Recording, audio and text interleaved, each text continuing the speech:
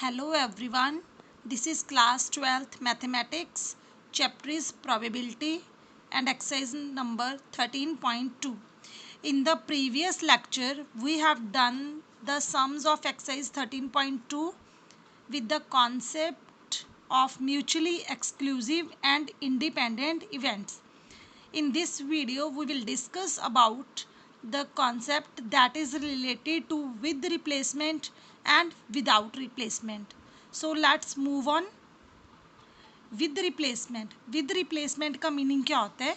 मान लीजिए एक बॉक्स में रेड और ब्लैक कलर की बॉल्स हैं. आपने उसमें से एक बॉल निकाली, उसका कलर नोट किया, उसको बाहर रखा नहीं है, दोबारा से उसमें डाल दी, बॉल का कलर चेक किया, उसको फिर से बैग में डाल दी, फिर से उसमें से सेकंड बॉल निकाली गई. तो ये होता है विद रिप्लेसमेंट, यानी कि उस बॉल को रिप्लेस करा गया है, दोबारा से बैग में डाला गया है. तो अब देखिए इससे रिलेटेड सम हम कैसे करते हैं.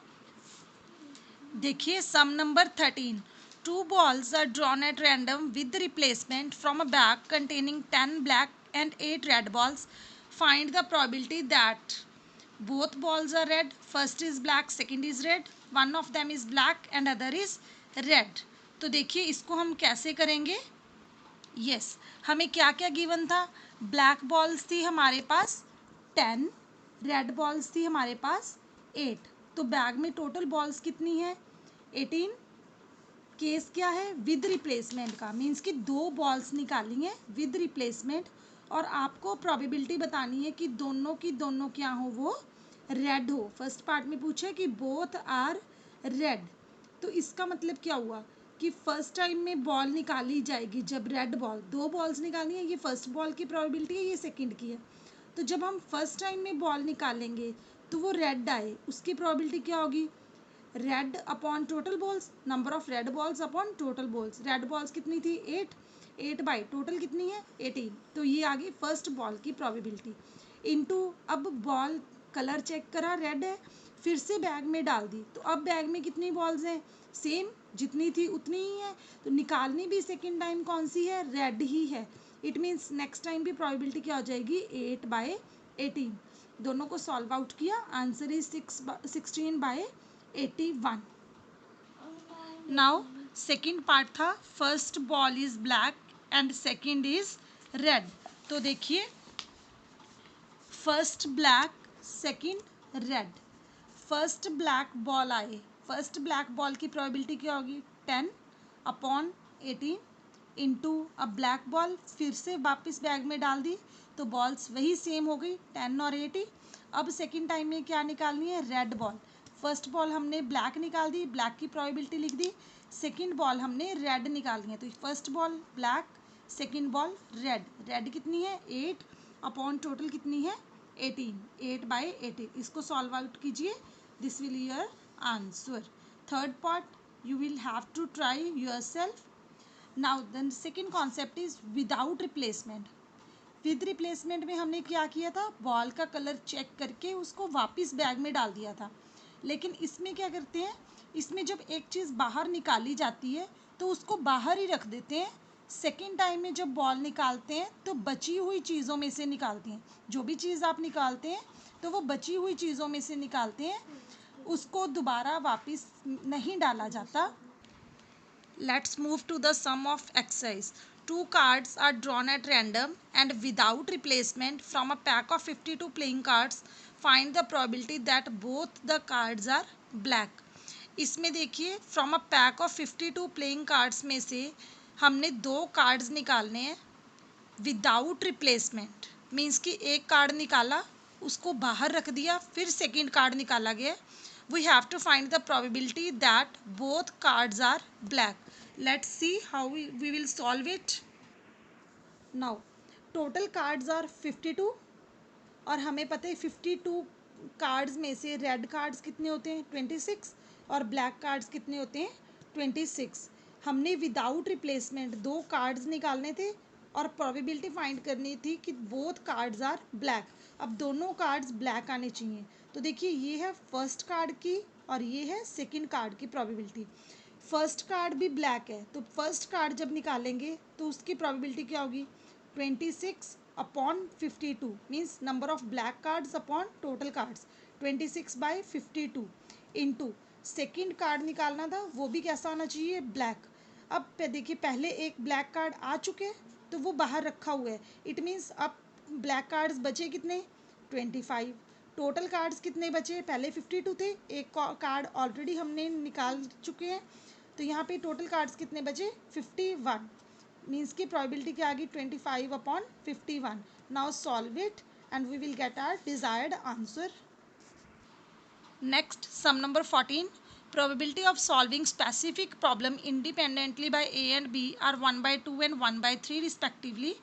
If both try to solve the problem independently, find the probability that the problem is solved. Means कि दो पर्सन्स हैं ए और बी, उन दोनों को कोई सम सॉल्व करने के लिए दिया गया, कोई प्रॉब्लम है उसको सॉल्व करने के लिए दी गई है, तो वो इंडिपेंडेंटली उस प्रॉब्लम को सॉल्व कर पाएँ, उनकी प्रोबेबिलिटीज़ हमें गिवन है। ए की प्रोबेबिलिटी है 1/2 और बी की प्रोबेबिलिटी है बी की प्रोबेबिलिटी है 1/3। अगर वो दोनों इस प्रॉब्लम को सॉल्व करने के लिए ट्राई करते हैं तो हमने बताना है कि क्या प्रोबेबिलिटी हो कि प्रॉब्लम सॉल्व हो जाए। First part is the problem is solve, means कि प्रॉब्लम सॉल्व हो चुकी है, हमने उसकी प्रोबेबिलिटी फाइंड करनी है। अब देखिए पी ए 1/2, पी बी 1/3, ये हमें गिवन है। हम निकाल लेते हैं कि ए सॉल्व ना कर पाए तो उसकी प्रोबेबिलिटी क्या होगी। हमें पता है पी ए इज़ 1/2, तो पी ए बार मतलब नॉट ए की क्या हो जाएगी, 1 - 1/2 means 1/2। Similarly P B bar कितना हो जाएगा, 1 - 1/3 इक्वल टू सॉल्व किया क्या आया, 2/3। अब हमने प्रॉब्लम क्या थी हमारी, हमने प्रॉब्लम थी हमारी कि हमने प्रोबेबिलिटी फाइंड करनी थी that the problem is solve. अब प्रॉब्लम सॉल्व कब होगी, दो जने प्रॉब्लम सॉल्व कर रहे हैं, अगर एक ने भी वो सॉल्व कर दी तो हमारी प्रॉब्लम सॉल्व हो जाएगी। जो सम मैंने दो बच्चों को दी है, अगर एक ने भी सॉल्व कर दिया, it means the sum is solve. It means कि at least one of them solve, अगर कम से कम एक बच्चा भी उसको सॉल्व कर दे तो उसकी प्रॉब्लम सॉल्व हो जाएगी। अब एटलीस्ट वन ऑफ देम का क्या मतलब है कि ए सॉल्व कर दे बी ना करे, प्लस ए ना करे बी कर दे, प्लस हो सकता है दोनों बच्चे ही उस प्रॉब्लम को सॉल्व कर दें। P A into P B bar means ने ए ने सॉल्व प्रॉब्लम कर दी और बी ने नहीं की। यहाँ पे ए ने सॉल्व कर दी, सॉरी ए ने सॉल्व नहीं की और बी ने कर दी, plus both of them solves the problem. यहाँ पे इन सब की वैल्यूज पुट कीजिए, कैलकुलेट कीजिए and we will get our answer. Similarly second part में था एग्जैक्टली वन सॉल्व्स, मीन्स कि इन्होंने फिक्स कर दिया कि सिर्फ और सिर्फ उन दोनों में से एक बच्चा ही सॉल्व करेगा, तो हमें तो नहीं पता कौन सॉल्व करेगा। हम सपोज कर लेते हैं ए ने करा तो बी नहीं करेगा, प्लस ए ने सॉल्व प्रॉब्लम नहीं करी तो बी करेगा। यहाँ पे आप सेम वैल्यूज पुट कीजिए and we will get our answer. Next sum number 16. In a hostel, 60% of the students read Hindi newspaper, 40% read English newspaper and 20% read both Hindi and English newspapers. एक hostel में 60% students Hindi newspaper read करते हैं, 40% English newspaper read करते हैं और 20% both Hindi और English दोनों newspapers वो रीड करते हैं। A student is selected at random, एक सिलेक्ट किया गया बच्चा। We have to find the probability that she reads neither Hindi nor English newspaper. हमने एक ऐसे बच्चे की probability फाइंड करनी है कि वो बच्चा ना हिंदी न्यूज़पेपर पढ़ता है ना इंग्लिश न्यूज़पेपर पढ़ता है। तो देखिए हिंदी न्यूज़पेपर पढ़ने वाले बच्चों की probability क्या थी, 60% थी। टोटल परसेंटेज कितनी होती है किसी भी चीज़ की, 100%। तो मीन्स probability ऑफ एच क्या हो गई, 60/100 मीन्स 3/5। सेम इंग्लिश की कितनी हो गई, 40/100 मीन्स 2/5। इंटरसेक्शन हमें गिवन थी, both means intersection, H intersection E is 20% means 20/100 that is 1/5।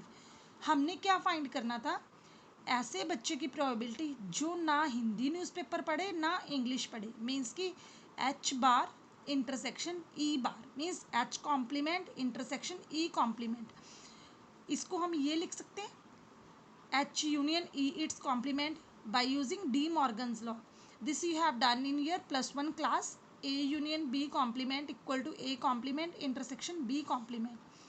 तो किसी भी चीज़ के बार की प्रोबेबिलिटी हम कैसे निकालते हैं? 1 minus that event means 1 minus P H union E. H union E के लिए हमारे पास फॉर्मूला है P H plus P E minus H intersection ई.